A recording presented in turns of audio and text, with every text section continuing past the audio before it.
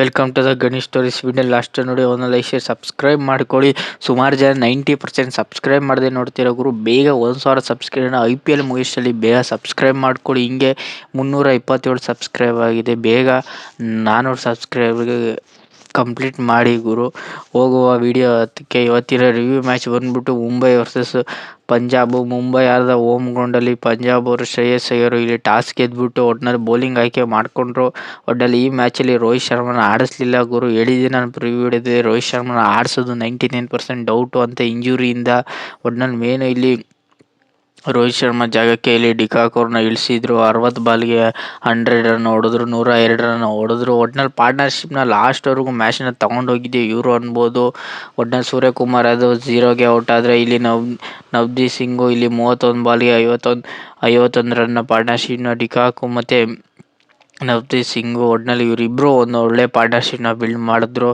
ಒಟ್ಟಿನಲ್ಲಿ power ಪ್ಲೇಯಲ್ಲೇ almost ಒಂದು crucial ವಿಕೆಟ್ಗಳನ್ನ ತಕ್ಕೊಟ್ರು. ಒಟ್ಟಿನಲ್ಲಿ ಮೇನು ಪಂಜಾಬ್ ಬೌಲರ್ಗೆ ಪವರ್ ಪ್ಲೇಲಿ ಅಂತ ಹೇಳ್ಕೊಳ್ಳೋ ರನ್ ಹೊಡೆದ್ರು ಗುರು. ಮಿನಿಮಮ್ 60 ರನ್ ಹೊಡೆದ್ರು ಮುಂಬೈ ಅವರು. ಏನು ಅಂತ ಹೇಳ್ಕೊಳ್ಳೋ ರನ್ ಹೊಡೆಯೋಕ್ಕಾಗಲಿಲ್ಲ. ಇಲ್ಲಿ ಸೂರ್ಯಕುಮಾರ್ ಯಾದವ್, ತಿಲಕ್ ವರ್ಮಾ, ಹಾರ್ದಿಕ್ ಪಾಂಡ್ಯ ಮತ್ತು ಇವ್ರು 3 ಜನನು ಅಂತ ಹೇಳ್ಕೊಳ್ಳೋ ಆಟ ಆಡಲಿಲ್ಲ ಗುರು. ಒಟ್ಟಿನಲ್ಲಿ ಏನೋ ಕಳ್ಕೊಂಡಂಗೆ ಇವರು ಮ್ಯಾಚ್ಗಳನ್ನ ಆಡ್ತಿದ್ದಾರೆ ಗುರು. ಒಟ್ಟಿನಲ್ಲಿ ಆಲ್ಮೋಸ್ಟ್ ಮುಂಬೈ ನಾನು 200 ಹೊಡಿತಾರೆ ಅಂತ ಅಂದ್ಕೊಂಡಿದ್ದೆ. 200 ಹೊಡೆದಿಲ್ಲ, 95ನ ಹೊಡೆದ್ರು. ಒಟ್ಟಿನಲ್ಲಿ 195ಕ್ಕೆ ಬುಡಕ್ಕೆ ತಂದು ಮಾಡಿದ್ರು. ಒಟ್ಟಿನಲ್ಲಿ ಮೇನು ಇಲ್ಲಿ ಡಿಕಾಕ್ ಆಗಲಿ ನವದೀಪ್ ಆಗಲಿ ಇವರಿಬ್ಬರು ಪಾರ್ಟ್ನರ್ಶಿಪ್ಪಿಂದನೇ 200 ಹೊಡೆಯೋಕ್ಕಾಯಿತು ಹೊರತು ಒಟ್ಟಿನಲ್ಲಿ ಹಾರ್ದಿಕ್ ಪಾಂಡ್ಯ ಆಗಲಿ, ತಿಲಕ್ ವರ್ಮಾ ಆಗಲಿ, ಸೂರ್ಯಕುಮಾರ್ ಯಾದವ್ ಆಗಲಿ ಅಂತ ಬ್ಯಾಟಿಂಗ್ ಇಂಟೆಂಟ್ನ ಇವ್ರು 3 ಜನ ತೋರಿಸಿಲ್ಲ. Main captaincy Hardik Pandya lazy captaincy ಮಾಡ್ತಿದ್ರ, ಇಲ್ಲ ಮುಂಬೈ ಡೋಲ್ ಫಾನ್ ಆಗ್ತಿದೆ ಅಂತ ನನಗೇನು ಅನ್ನಿಸ್ತಿದೆ. ಒಟ್ಟಿನಲ್ಲಿ ಮೇನು ಪಂಜಾಬ್ ಬೌಲಿಂಗ್ ಕ್ರೆಡಿಟ್ ಕೊಡಬೇಕು ಗುರು. ಒಟ್ಟಿನಲ್ಲಿ ಯಾನ್ಸನ್ ಆಗಲಿ, ಹರ್ಷದೀಪ್ ಸಿಂಗ್ ಆಗಲಿ ಇವರಿಬ್ಬರು ತುಂಬ ಚೆನ್ನಾಗಿ ಬೌಲಿಂಗ್ನ ಮಾಡಿದ್ರು. ಇಲ್ಲಿ ಸಿಕ್ಕಾಪಟ್ಟೆ ಹೈ ಸ್ಕೋರ್ನ ಹೊಡೆಸ್ಕೊಳ್ಳೋಕ್ಕೆ 45 ರನ್ ಹೊಡೆಸ್ಕೊಂಡ್ರು. ಒಟ್ಟಿನಲ್ಲಿ ಮುಂಬೈ ಕ್ಯಾಚಿಂಗ್ ಎಬಿಲಿಟಿಲಿ ಅಂತ ಹೇಳ್ಕೊಳ್ಳೋ ಇರಲಿಲ್ಲ. ಒಟ್ಟಿನಲ್ಲಿ ಪಂಜಾಬ್ ಬೌಲಿಂಗು ಶ್ರೇಯಸ್ ಅಯ್ಯರ್ ತುಂಬ ಚೆನ್ನಾಗಿ ಕ್ಯಾಚನ್ನ ಹಿಡ್ಕೊಟ್ರು. ಹಾರ್ದಿಕ್ ಪಾಂಡ್ಯ ಕ್ಯಾಚನ್ನ ಸಿಕ್ಕಾಪಟ್ಟೆ ನೆಕ್ಸ್ಟ್ ಲೆವೆಲ್ ಹಿಡಿದ್ರು ಅನ್ಬೋದು. ಪಂಜಾಬ್ ಫೀಲ್ಡಿಂಗ್ ವಿಚಾರದಲ್ಲಿ ನೆಕ್ಸ್ಟ್ ಕ್ವಾಲಿಟಿ ಫೀಲ್ಡಿಂಗ್ನ ಮಾಡಿದ್ರು ಗುರು. ಒಟ್ಟಿನಲ್ಲಿ ಹರ್ಷದೀಪ್ ಸಿಂಗು 3 ಕ್ರೂಷಿಯಲ್ ವಿಕೆಟ್ಗಳನ್ನ ತಗೊಳ್ಳೋದಾಗಲಿ, ಯಾನ್ಸನ್ನು ಕ್ರೂಷಿಯಲ್ ಓವರ್ಗಳನ್ನ ಮಾಡೋದಾಗಲಿ, ಶಶಾಂಕ್ ಸಿಂಗ್ ಕ್ರೂಷಿಯಲ್ ಓವರ್ಗಳಲ್ಲಿ 1 ಕ್ರೂಷಿಯಲ್ ವಿಕೆಟ್ನ ತಕ್ಕೊಟ್ರು. ಯಾನ್ಸನ್ನು ಅಷ್ಟೇ ತುಂಬ ಚೆನ್ನಾಗಿ ಮಾಡಿದ್ರು ಗುರು. ಇಲ್ಲಿ ಮಾರ್ಕಮ್ಮು ಅಷ್ಟೇ ತುಂಬ ಚೆನ್ನಾಗಿ ಬೌಲಿಂಗ್ನ ಮಾಡಿದ್ರು. ಒಟ್ಟಿನಲ್ಲಿ ಪಂಜಾಬ್ ಬೌಲಿಂಗ್ ವಿಚಾರದಲ್ಲಿ ನೆಕ್ಸ್ಟ್ ಲೆವೆಲ್ ಇತ್ತು ಅನ್ಬೋದು. ಮುಂಬೈ ಬ್ಯಾಟಿಂಗ್ ವಿಚಾರದಲ್ಲಿ ತೀರಾ ವರ್ಸ್ಟಾಗಿ ಆಡಿದ್ರು ಗುರು. ಒಟ್ಟಿನಲ್ಲಿ ಡಿಕಾಕು ಏನಾದ್ರು 0ಗೆ ಔಟ್ ಆಗಿದ್ದರೆ ಮುಂಬೈ ಅವರು ಮಿನಿಮಮ್ 120, 140 ಹೊಡೆಯೋಕ್ಕೂ ಕಷ್ಟಪಟ್ಟು ಹೊಡಿತಿದ್ರು. ಒಟ್ಟಿನಲ್ಲಿ 195ಕ್ಕೆ ಚೇಸ್ ಮಾಡೋಕ್ಕೆ ಕೊಟ್ಟರು. ನಾನು ಯಾವಾಗ 195 ಹೊಡೆಯೋಕ್ಕೆ ಚೇಸ್ ಮಾಡೋಕ್ಕೆ ಕೊಟ್ಟರು 6 ವಿಕೆಟ್ ಕಳ್ಕೊಂಡು ಇವರು ಪಂಜಾಬ್ ಅವರು ಒಂದು ಸೈಡ್ ಮ್ಯಾಚ್ನ ಮಾಡ್ತಾರೆ ಅಂತ ಅಂದ್ಕೊಂಡಿದ್ದೆ. ಆಲ್ರೆಡಿ ಮಾಡಿದ್ರು ಗುರು. ಒಟ್ಟಿನಲ್ಲಿ 195ಕ್ಕೆ ಚೇಂಜ್ ಮಾಡೋಕ್ಕೆ ಬಂದಿದ್ದ ಪಂಜಾಬು. ಒಟ್ಟಿನಲ್ಲಿ ಮೇನು ಇಲ್ಲಿ ಬೇಗನೆ ಔಟ್ ಆದರು. ಇಲ್ಲಿ ಆರ್ಯನ್ ಬೇಗನೆ ಔಟ್ ಆದರೆ ಇಲ್ಲಿ ಶ್ರೇಯಸ್ ಅಯ್ಯರ್ ಲಾಸ್ಟ್ವರೆಗೂ ನಿಂತ್ಕೊಂಡು ಮ್ಯಾಚ್ನ ತೊಗೊಂಡೋಗ್ಲಿಲ್ಲ.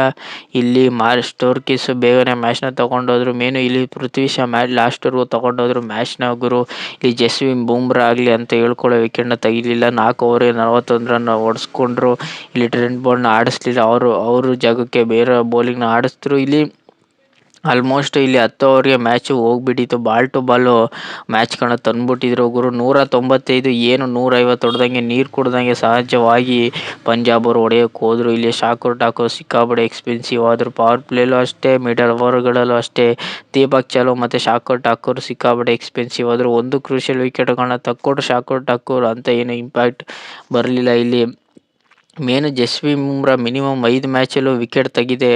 0ಗೆ ಇಲ್ಲಿ ವಿಕೆಟ್ಗಳನ್ನ ಒಪ್ಪಿಸಿದ್ದಾರೆ. ಒಟ್ಟಿನಲ್ಲಿ ಮೇನು ಹಾರ್ದಿಕ್ ಪಾಂಡ್ಯ ಒಂದೊಳ್ಳೆ ಪಾರ್ಟ್ನರ್ಶಿಪ್ನ ಬಿಲ್ಡ್ ಮಾಡ್ತಿಲ್ವ, ಇಲ್ಲ ಕ್ಯಾಪ್ಟನ್ಸಿನ ಬಿಲ್ಡ್ ಮಾಡ್ತಿಲ್ವ, ಅಲ್ಲ ಟೀಮ್ನ ಎನರ್ಜಿ ತುಂಬಲ್ಲಿ ನೆಗೆಟಿವ್ ಎನರ್ಜಿ ಆಗ್ತಿದ್ದಾರೆ ಅಂತ ನನಗೇನೋ ಕಾಣಿಸ್ತಿದೆ. ಒಟ್ಟಿನಲ್ಲಿ ಮುಂಬೈ ಸಿಕ್ಕಾಪಟ್ಟೆ ಡೌನ್ಫಾಲ್ನ ಅನುಭವಿಸ್ತಿದ್ದಾರೆ.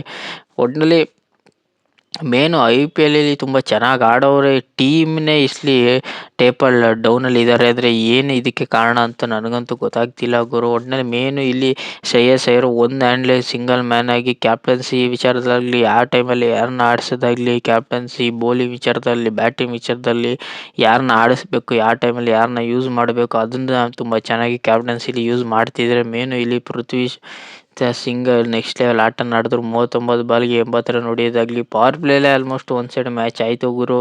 ಏಕೆಂದರೆ ಪವರ್ ಪ್ಲೇಲಿ 2 ಕ್ರೂಷಿಯಲ್ ವಿಕೆಟ್ಗಳನ್ನ ತೆಗೆದ್ರು ಏನೂ ಮ್ಯಾಟ್ರ್ ಆಗಲಿಲ್ಲ. ನಾವು ನಿಂತ್ಕೊಂಡಿದ್ದೀನಿ. ಶ್ರೇಯಸ್ ಅಯ್ಯರ್ ಮನ್ಸಿಗೆ ಬಂದಂಗೆ ಬ್ಯಾಟಿಂಗ್ ಆಡ್ತಿರ್ಲಿಲ್ಲ. ಯಾವ ಮೂಮೆಂಟಲ್ಲಿ ಯಾವ ಶಾಟ್ನ ಹೊಡಿಬೇಕು ಅದನ್ನು ಆಡ್ತಿದ್ರು. ಅಲ್ಲೇ ಮ್ಯಾಚ್ ಟರ್ನ್ ಓವರ್ ಆಗಿದೆ ಅಲ್ಲಿ ಅಂತ ನನಗೇನು ಅನ್ನಿಸ್ತು. ಒಟ್ನಲ್ಲಿ ಮುಂಬೈ ಅವರು ತೀರಾ ವರ್ಸ್ಟ್ ಬೌಲಿಂಗ್ನ ಮಾಡ್ತವ್ರೆ ಅಂತ ನನಗೇನು ಅನ್ನಿಸ್ತು. ಮೇನು ಜಸ್ಪ್ರೀತ್ ಬೂಮ್ರಾ ಇಷ್ಟು ರನ್ಗಳನ್ನ ಹೊಡೆಸ್ಕೋತಿದ್ದಾರೆ. ಒಟ್ನಲ್ಲಿ ವಿಕೆಟ್ ತೆಗಿಯೋ ಮೂಮೆಂಟ್ಗಳಲ್ಲಿ ವಿಕೆಟ್ಗಳು ತೆಗಿದೆ. ಒಟ್ನಲ್ಲಿ ಪವರ್ ಪ್ಲೇಲಿ ಯಾರನ್ನ ಆಡಿಸ್ಬೇಕು ಅಂತ ಇನ್ನೂ ಇವರು ಕನ್ಫ್ಯೂಸ್ ಆಗಿ ಇದ್ದಾರೆ. ಮುಂಬೈಯವರು ಯಾವ ಟೈಮಲ್ಲಿ ಯಾರನ್ನ ಆಡಿಸ್ಬೇಕು ಅಂತ ಇನ್ನೂ ಕನ್ಫ್ಯೂಸ್ ಆಗಿದ್ದಾರೆ ಅಂತ ನನಗೇನು ಅನ್ನಿಸ್ತಿದೆ. ಒಟ್ನಲ್ಲಿ ಮೇನು ಟಾಪಲ್ಲಾಗಿ ಪಂಜಾಬ್ ಅವರು ಇಲ್ಲ 5 ಮ್ಯಾಚ್ಗಳಲ್ಲಿ 4 ಮ್ಯಾಚ್ನ ಗೆದ್ದು ಒಟ್ನಲ್ಲಿ 1 ನೋ ರಿಸಲ್ಟ್ ಆಯಿತು ಗುರು. ಒಟ್ನಲ್ಲಿ ಆ 4 ಗೆದ್ದು 1 ನೋ ರಿಸಲ್ಟ್ ಆಗಿದೆ. ಒಟ್ನಲ್ಲಿ ಮೇನು ಪಂಜಾಬ್ ನಂಬರ್ 1 ಸ್ಥಾನದಲ್ಲಿ ಹೋಗಿದ್ದಾರೆ. ಇಲ್ಲಿ 9 ಪಾಯಿಂಟ್ನ ಕಲೆ ಹಾಕಿ ಮುಂಬೈಯವರು ಒಟ್ನಲ್ಲಿ 5 ಮ್ಯಾಚಲ್ಲಿ 1 ಮ್ಯಾಚ್ನ ಗೆದ್ದರು ಹೊರತು 4 ಮ್ಯಾಚ್ನ ಸೋತಿ ಮಿನಿಮಮ್ 2 ಪಾಯಿಂಟ್ನ ಕಲೆ ಹಾಕಿದ್ರು. ಒಟ್ನಲ್ಲಿ ಪಂಜಾಬ್ ತೀರಾ ವರ್ಸ್ಟಾಗಿ ಮ್ಯಾಚ್ಗಳನ್ನ ಆಡಿದೆ. ಮುಂಬೈಯವರು ತೀರಾ ವರ್ಸ್ಟಾಗಿ ಮ್ಯಾಚ್ಗಳನ್ನ ಆಡ್ತಿದ್ದಾರೆ. ಒಟ್ನಲ್ಲಿ ಮೇನು ಏನೋ ಟೀಮಲ್ಲೇ ಗಲಿಬಿಲಿ ಇದ್ದಾರಾ ಅಂತ ನನಗೇನು ಅನ್ನಿಸ್ತಿದೆ. ಮೇನು ರೋಹಿತ್ ಶರ್ಮಾ ಜಾಗಕ್ಕೆ ಇಲ್ಲಿ ಡಿಕಾಕ್ ಬಂದರು. ಒಂದು ಕಡೆ ಬ್ಯಾಟಿಂಗ್ ಕ್ಲಿಕ್ ಆದರೆ ಒಂದು ಕಡೆ ಬೌಲಿಂಗ್ ಕ್ಲಿಕ್ ಆಗಲ್ಲ. ಬೌಲಿಂಗ್ ಕ್ಲಿಕ್ ಆದರೆ ಒಂದು ಕಡೆ ಬ್ಯಾಟಿಂಗ್ ಕ್ಲಿಕ್ ಆಗಲ್ಲ. ಇವೆರಡು ಕ್ಲಿಕ್ ಆದರೆ ಇಲ್ಲಿ ಪ್ಲೇಯರ್ಸ್ಗಳಲ್ಲಿ ಅಂಡರ್ಸ್ಟ್ಯಾಂಡಿಂಗ್ ಇಲ್ವಾ, ಇಲ್ಲ ಫೀಲ್ಡಿಂಗ್ ವಿಚಾರದಲ್ಲಿ ತೀರಾ ವರ್ಸ್ಟಾಗಿ ಆಡ್ತಿದ್ದಾರೆ ಅಂತ ನನಗೇನು ಅನ್ನಿಸ್ತಿದೆ. ಒಟ್ನಲ್ಲಿ ಮುಂಬೈ ಗೆಲ್ಲೋ ಮೂಮೆಂಟ್ನ ತೋರಿಸ್ತಿಲ್ಲ. ಲೇಜಿಯಾಗಿ ಆಡ್ತಿದ್ದಾರೆ ಅಂತ ನನಗೇನು ಅನ್ನಿಸ್ತಿದೆ. ಈಗ ಪಂಜಾಬ್ ನಂಬರ್ 1 ಸ್ಥಾನಕ್ಕೆ ತಲುಪಿದ್ದಾರೆ. 7 ವಿಕೆಟ್ಗಳ ಭರ್ಜರಿ ಜಯ. 195ನ ಚೇಸ್ ಮಾಡೋಕ್ಕೆ ಬಂದವರು 198ನ ಹೊಡೆದು ಆಲ್ಮೋಸ್ಟ್ 17 ಓವರ್ಗೆ ಮ್ಯಾಚ್ನ ಮುಗಿಸ್ರು ಗುರು. ಮಿನಿಮಮ್ 4 ಓವರ್ ಇರೋಂಗೆ ಮ್ಯಾಚ್ನ ಮುಗಿಸ್ರು. 3 ವಿಕೆಟ್ ಕಳ್ಕೊಂಡು ಒಟ್ನಲ್ಲಿ ಪಂಜಾಬ್ ಆಲ್ಮೋಸ್ಟ್ ಒನ್ ಸೈಡ್ ಮ್ಯಾಚ್ನ ಮಾಡಿಕೊಂಡ್ರು. ಯಾವಾಗ ಶ್ರೇಯಸ್ ಅಯ್ಯರ್ ಅಗ್ರೆಸಿವ್ನೆಸ್ನ ತೋರಿಸಿದ್ರು ಅಲ್ಲೇ ಮ್ಯಾಚ್ ಟರ್ನ್ ಓವರ್ ಆಗಿದೆ ಅಲ್ಲಿ ಅನ್ಬೋದು. ಒಟ್ನಲ್ಲಿ ಇವರಿಬ್ಬರು ಪಾರ್ಟ್ನರ್ಶಿಪ್ಪಿಂದನೇ ಮ್ಯಾಚ್ ತಗೊಂಡೋಗಿದ್ದು. ಮಾರ್ಕಸ್ ಸ್ಟೋನಿಸ್ 5 ಬಾಲ್ಗೆ 10 ರನ್ ಹೊಡೆದು ಮ್ಯಾಚ್ನ ತಗೊಂಡೋಗಿ ಮುಗಿಸಿರೋ ಗುರು. ಒಟ್ನಲ್ಲಿ ಪೃಥ್ವಿ ಸಿಂಗು ಲಾಸ್ಟ್ವರೆಗೂ ಮ್ಯಾಚ್ನ ತಗೊಂಡೋದ್ರು. 7 ವಿಕೆಟ್ಗಳ ಭಾರಿ ಭರ್ಜರಿ ಜಯ ಅನ್ಬೋದು. ಒಂದು ಸೈಡ್ ಮ್ಯಾಚ್ ಭರ್ಜರಿ ಜಯ. ಏನು ಹೈ ಕ್ವಾಲಿಟಿ ಮ್ಯಾಚ್ ಏನಿರಲಿಲ್ಲ, ಒಂದು ಸೈಡ್ ಮ್ಯಾಚ್ ಆಯಿತು. ಯಾವಾಗ ಇವರು ಬುಡಕ್ಕೆ ಬಂದು ನಿಂತ್ಕೊಂಡ್ರು ಅಲ್ಲಿಂದನೇ ಮ್ಯಾಚು ಈಸಿ ಆಗ್ಬಿಡ್ತು ಗುರು. ಒಟ್ನಲ್ಲಿ ಪಂಜಾಬ್ ಅವರು ಮ್ಯಾಚ್ನ ಗೆದ್ದರು. 7 ವಿಕೆಟ್ಗಳ ಭಾರಿ ಜಯ ಅಂತರದಿಂದ ಗೆದ್ದರು ಗುರು. ಒಟ್ನಲ್ಲಿ Punjab versus Mumbai review video ನಿಮಗೇನೋ ಇಷ್ಟ ಆಗಿಲ್ಲ, ಲೈಕ್ ಶೇರ್ ಸಬ್ಸ್ಕ್ರೈಬ್ ಮಾಡ್ಕೊಳ್ಳಿ. ಸುಮಾರು ಜನ ವಿಡಿಯೋ ನೋಡ್ಬಿಡ್ತೀರ ಗುರು, ಒಂದು ಲೈಕು ಮಾಡಲ್ಲ, ಒಂದು ಸಬ್ಸ್ಕ್ರೈಬ್ ಮಾಡಲ್ಲ, ಒಂದು ಕಮೆಂಟು ಮಾಡಲ್ಲ. 1000 ಸಬ್ಸ್ಕ್ರೈಬ್ IPL ಮುಗಿಸಲಿ ಮಾಡ್ತೀರಾ ಅಂತ ಅಂದ್ಕೊಂಡಿದ್ದೀನಿ. ಈಗ 357 ಸಬ್ಸ್ಕ್ರೈಬ್ ಮಾಡಿದ್ದೀರಾ, ಹಾಗೆ 400ಗೆ ತಲುಪಿಸ್ಬಿಡಿ. ಸಿಗುವ ಮುಂದಿನ ರಿವ್ಯೂ ವಿಡಿಯೋದಲ್ಲಿ.